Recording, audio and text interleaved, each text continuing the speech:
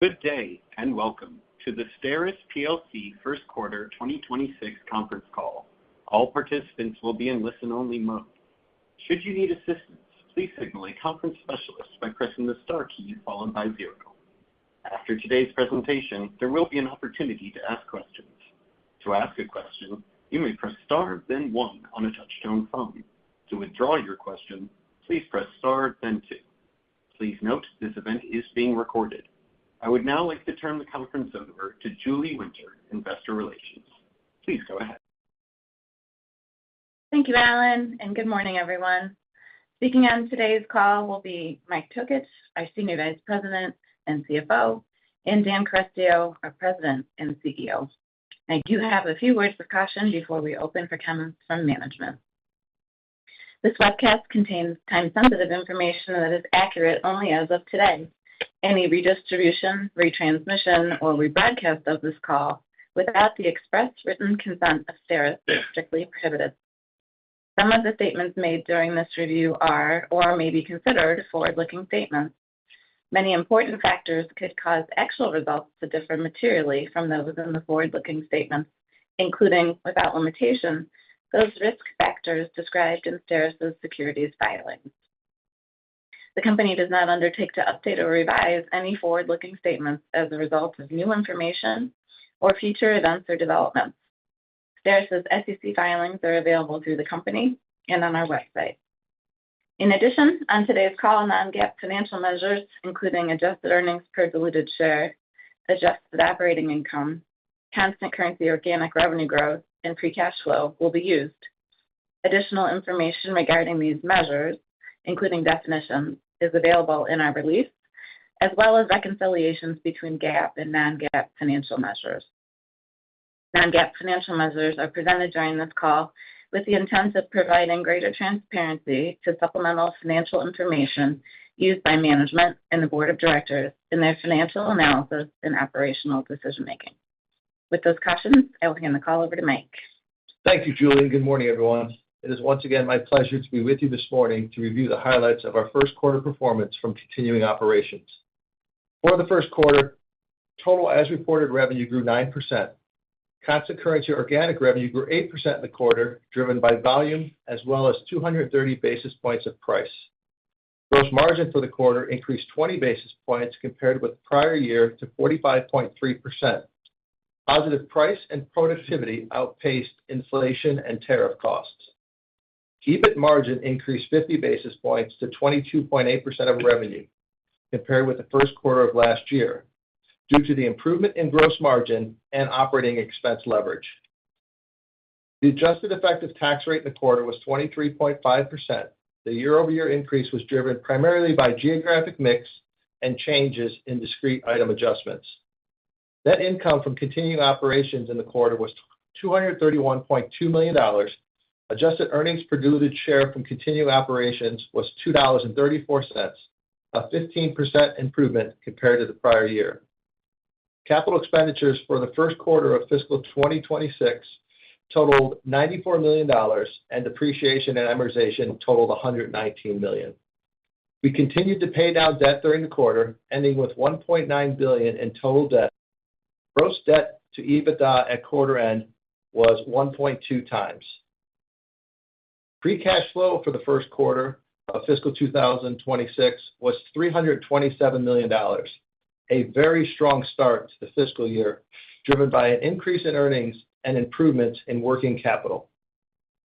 Last week, we announced our 20th consecutive year of dividend increases, with a 10% increase to 63 cents per quarter as we continue to prioritize consistent dividend growth. Before I close, I'm sure that you have all read last night's release regarding our CFO transition. I want to take a moment to thank all of you for your continued support over the last 17 years, actually 18 years if you count the time I served as interim CFO. The company has grown significantly during that time in terms of revenue and profitability. Being able to provide not only financial leadership, but also to provide strategic oversight throughout this significant period of growth has been a tremendous honor and accomplishment for me. STERIS is on solid financial footing and has a proven financial team in place. which makes now the right time to transition the CFO position to Karen. Karen and I have worked together for the past 20 years at STERIS, and we have been working behind the scenes for many years preparing her for this role. I am confident in not only her financial ability, but also her leadership capability to lead this great company into the future. I will be around for a while as a special financial advisor and look forward to supporting a smooth transition. With that, I will now turn the call over to Dan for his remarks. Thanks, Mike, and good morning, everyone. Thank you for joining us to hear more about the start to fiscal 2026 and our updated outlook. Before we jump into the numbers, I do want to take a moment to recognize Mike for his long and successful career as CFO. Mike's leadership and financial acumen have been essential to our success. Under his leadership as CFO, we have grown meaningfully in all aspects: revenue, earnings, and market cap, and have completed over 80 M&A transactions. He has built a strong global team, including Karen, and we are well prepared for this transition. Moving on to our performance, Mike covered the quarter at a high level, so I will add some commentary on our segments. Starting with healthcare, constant currency organic revenue grew 8% for the first quarter, with growth across all categories. Healthcare capital equipment revenue increased 6% for the quarter, with underlying order growth of 14% and ending backlog just over $400 million. Service continued its streak of outperformance, growing 13% in the first quarter, and consumables grew 5%, compared with a strong first quarter last year. EBIT margins for healthcare in the quarter increased 10 basis points to 24.2%, with volume, pricing, positive productivity, and restructuring program benefits offsetting tariffs and inflation. Turning to AST, constant currency organic revenue grew 10% for the quarter, with 12% growth in services. Services benefited from currency, bioprocessing demand, and stable medical device volumes.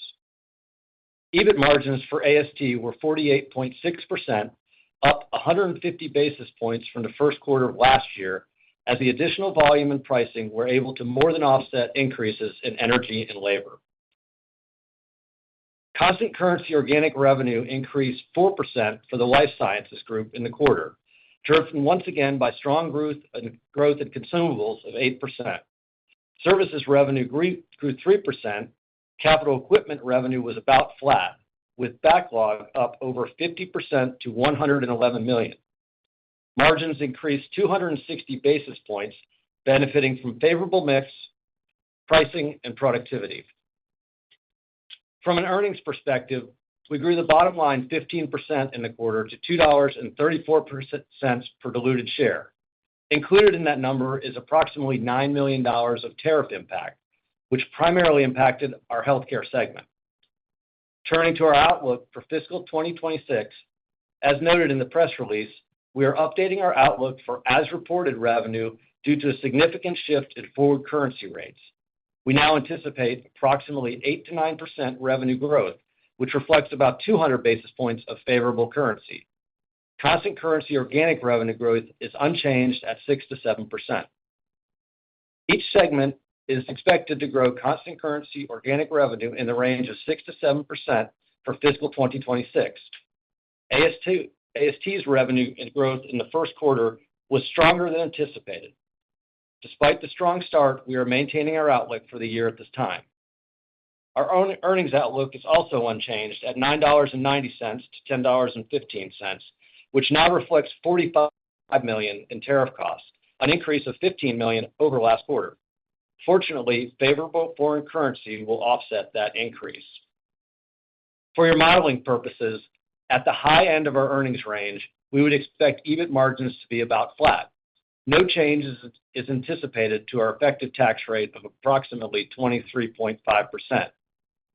Based on the strong start to the year, we are increasing our outlook for free cash flow by $50 million to $820 million for fiscal 2026.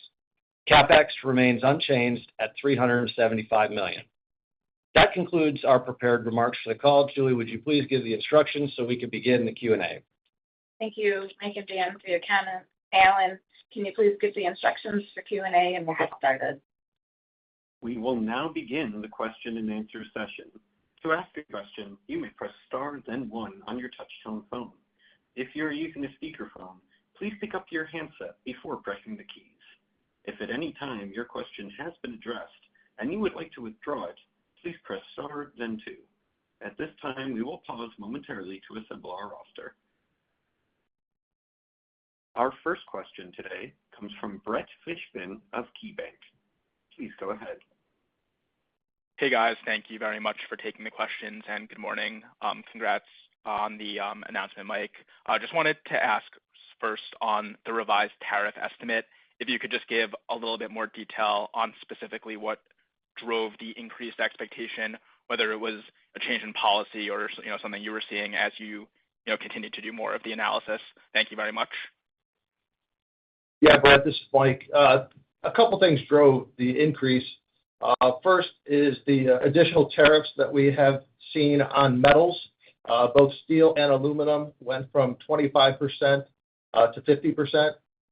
Copper went from 0 to 50%, and the EU changed from 10% to 15%. Remember, when we guided in mid-May, we had more clarity than most. So these are changes since then, and that's why we are increasing and not decreasing our tariff exposure. No, certainly makes sense there. And then just wanted to ask one more follow-up on AST. Sounded like you're generally maintaining the 6 to 7% organic expectation, despite a double-digit start. So I was curious if that's more, leans toward just conservatism after, just one quarter of the year, or if you're seeing anything, changing that would make you expect, certain quarters to maybe be below that range. Thank you very much again. Yeah, Brett, this is Dan. I would say it's general conservatism. There's some moving parts going on in MedTech with reflected some changing positions of manufacturing from our customers. And at this point, we feel very confident in the numbers that we're putting forward. And if things flow out a little better, maybe we do a little better.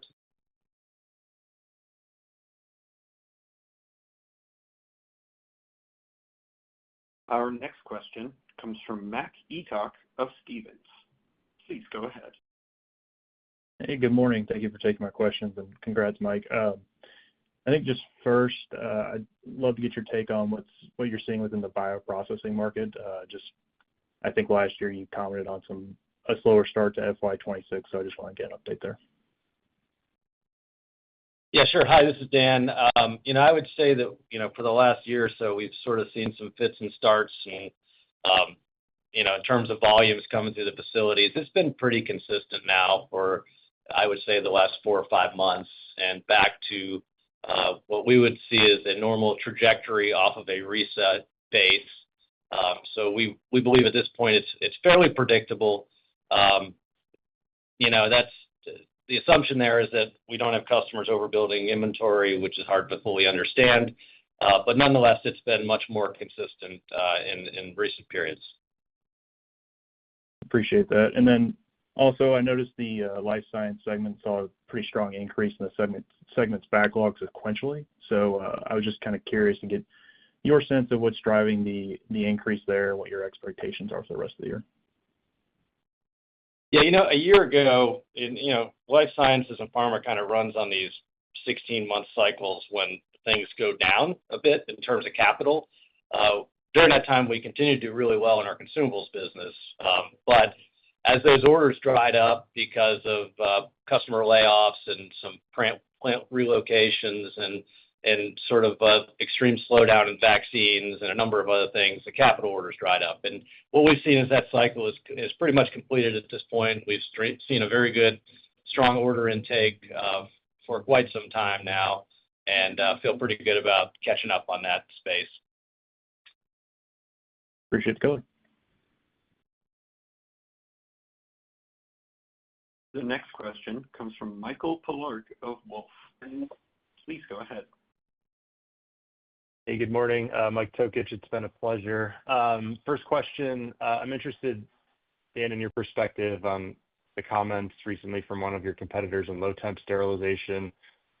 6 or so weeks ago, kind of an alarm bell sounded on procedure softness, purchasing delays in capital related to kind of regulatory and policy shift concerns at hospitals. Obviously, in these numbers from you, I see none of that. And so what did you make of all that? Is this you're taking share? Any perspective would be welcome. Hi, Mike, it's Dan. Yeah, I mean, it's hard to say. I mean, we have a lot of data points from a number of the off-site centers that we run for hospitals in terms of volume. The volume we're seeing going through AST and what we've seen, over time and in the recent quarter in terms of our backlog growth and order intake. So we feel like I'm not sure where they came to that conclusion, but we feel pretty good about our position and haven't seen any slowdown. Can I ask a real boring one in the updated guidance? It was FX benefit offset by incremental tariffs, and then you called out in the press release higher employee healthcare benefit costs. We all see what's happening with managed care. I can attest Wolf internally has been struggling with higher premiums for the coming year. Is that what this is? And I'm interested in any fresh perspective because you're obviously on the front end of your fiscal year, and as I think we roll into calendar 2026, I suspect we'll hear this from a lot of other companies. So what are you seeing on that front? Thank you. Mike, it's actually utilization of our employee healthcare benefits is where we're seeing that. We did increase premiums as we typically do, low single digits, but at the same point in time, we are seeing just utilization causing that increase in costs. Okay, thank you.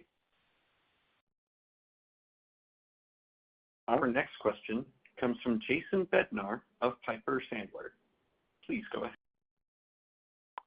Hey, good morning. Thanks for taking questions. And Mike, congrats on a great career at STERIS. It's been a pleasure working with you, and pretty impressive cash flow figure for you to go out on here.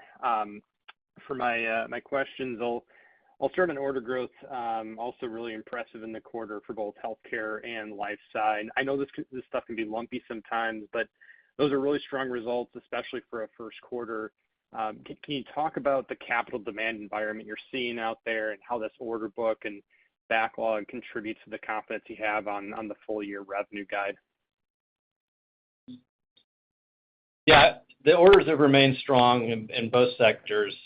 We haven't seen a slowdown. In particular, in the healthcare sector, we feel like we really have got a great portfolio and a very strong offering that has positioned STERIS very positively with our large customers who are looking to do more with partnership-type vendors, and STERIS fills that requirement. So we feel pretty good, and having a lot of backlog does bode well, obviously, for the future in terms of our ability to schedule and predict the timing of those shipments as they go out to customers over the fiscal year and then the next. All right, great. And then as a follow-up and dovetailing off of that cash comment I made to Mike, the balance here, the cash balance here is, I think, the highest it's been in a few years. You paid down a little bit of debt in the quarter. You bought back a small amount of stock. What do you do from here? The stock's cheap by historical standards. There's obviously a long M&A history at STERIS. Is M&A still that preferred use of cash? I think it is, but can you talk about what you're seeing out there in that environment, what those discussions look like, any preference you're leaning towards in terms of allocating that cash? Yeah, I think we still have time to think about it. But what I would say is we have been historically active on the M&A front. We continue to be. We have done some small transactions over the past couple quarters. We continue to have those opportunities going forward. And as always, we're always looking for larger opportunities, and those come in time, and when they do, they do. It's hard to predict.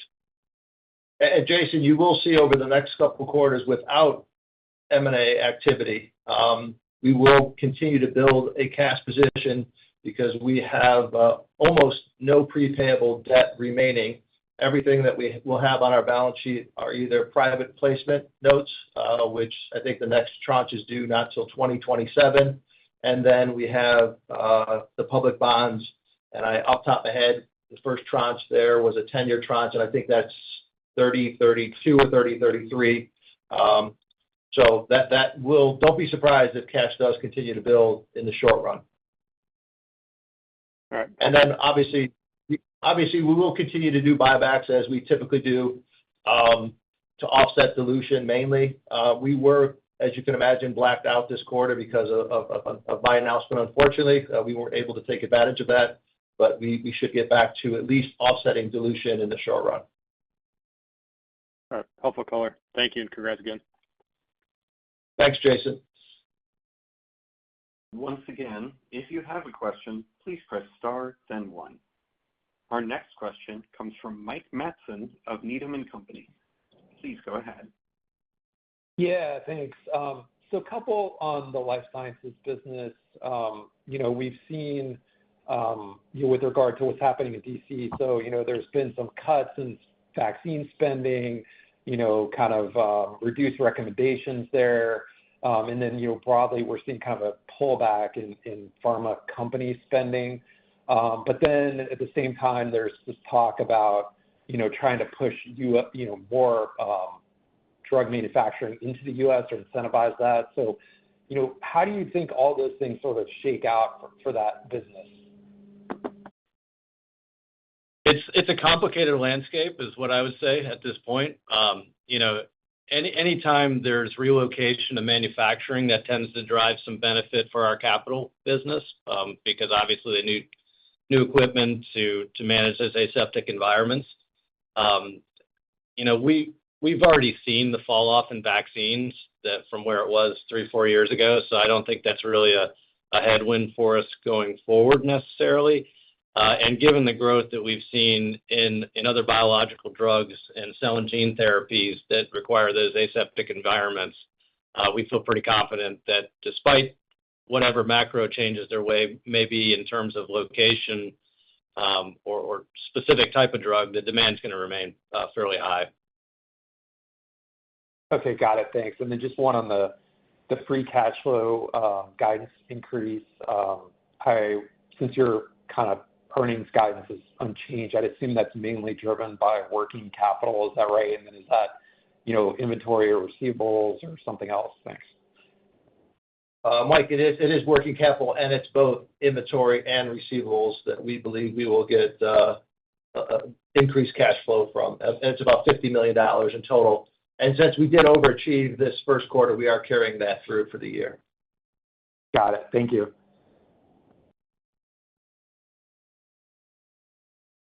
Our next question comes from Justin Wang of Morgan Stanley. Please go ahead. Hey, everyone. I'm filling in for Patrick. Thanks so much for the questions. So last month, I think President Trump granted 39 ethylene oxide sterilization facilities a 2-year regulatory relief from NESHAP compliance. However, I didn't see any of STERIS's EO sites included in that list. Could you clarify whether this is because your facilities didn't need the extension to be compliant, or was this relief something that STERIS pursued but didn't receive? And more broadly, how do you see this regulatory development affecting the competitive landscape, as well as your positioning in EO nearer term? Thank you so much. That's a loaded question. So there's a lot there. Well, first off, we didn't apply for it because we don't feel that we need it. We've been way out ahead of this going back 4 years now in terms of our facilities. And as I've discussed before, because many of the STERIS facilities are newer, generally speaking, in the EO landscape, the engineering modifications that we've had to make to ensure that we meet compliance with NESHAP were not as significant as maybe some other older facilities. So we're confident in where we are and didn't feel it necessary. In terms of the competitive landscape, I mean, it extends the clock maybe on some facilities that may not elect to ultimately make the high-level investments, in terms of meeting the compliance NESHAP. But I don't think in the grand scheme of things it's really all that material. Got it. Thank you so much. Yep. The next question comes from Dave Windley of Jefferies. Please go ahead. Hi, good morning. Thanks for taking my questions. Mike, congratulations on a good career. I hope I wasn't the straw that broke the camel's back that just made you think it was time to go, jokingly. No, Dave, your comment was fine. Thank you. But when we were together in June, we talked a little bit about hospital outlook on volumes and potential impact of OB3. And I think at the time, hadn't passed, obviously, maybe hospitals were more tied up in trying to manage supply chain and issues around tariffs. I wondered if, with the passage of time, if management's had more conversation with your hospital clients in terms of how they are assessing the potential impact of OB3 and declining coverage in Medicaid exchange, things like that. Thanks. Yeah, I mean, we'll see how things play out, I guess is what I would say. But generally speaking, I think it's going to be a challenge for our customers, obviously, from a payment standpoint. It's more of how they're going to figure out how to manage that than it is a demand standpoint in terms of procedure rates ultimately. So, and obviously, as indicated in this past quarter's orders, that we haven't seen any pullback, nor have we seen any pullback in current procedure volumes. So, I kind of go back to what I said there is we think it's a payment reimbursement issue for our customers and for healthcare system in general in the U.S. that's going to have to get sorted out under the new requirements. Got it. Thank you. And then a more boring one. If you could remind me on FX, does that largely flow through are you kind of operationally hedged on the FX, or do you see that have different effects on profitability than on the top line? Thanks. No, we are pretty much hedged. Unfortunately, with the top line increasing by 200 basis points from an FX standpoint, by the time you get to the bottom line of that FX, which is about $14 million or so, $15 million, we're going to have that offset the increased tariff. So, but in general, we are pretty much naturally hedged. Got it. Thank you very much. And our next question comes once again from Michael Polark of Wolfe. Please go ahead. Hey, thank you. Just one more for me. Dan, I'm curious where you think we are, what inning, the proverbial inning question on the ASC build out in the U.S. And I ask specifically, we know ortho is on its way as a prime example, but this summer Medicare provided a path for like cardiac ablation to be done in the ASC now, which is a high volume EP case. So kind of what's your feel out there? Is this still a mega trend? I'm curious for any fresh anecdotes on where you think we are in this cycle. Thank you. Sure. Yeah, I don't think that really affects in terms of volumes going through AST. I think that's more of a, where procedures are going to be done as, some shift continues, obviously. Sorry, I was asking with the lens of your capital business in healthcare, ASCs, ambulatory surgery centers. Yeah. Okay. That makes much more sense. Whenever there's relocation of where procedures occur, from a capital perspective, that's generally beneficial to us. I think it also requires us to meet an unmet demand, which is where you're going to have lower scale, less skill, in terms of labor in those facilities, and we need to make sure that we have the proper training and compliance programs for those customers to ensure they can meet the demands of the patients in terms of providing safe and sterile, reusable devices into the ASC market.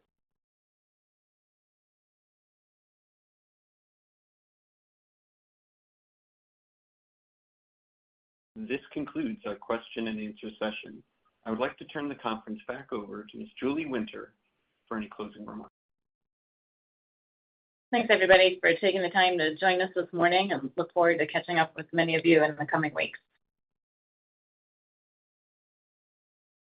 The conference is now concluded. Thank you for attending today's presentation. You may now disconnect.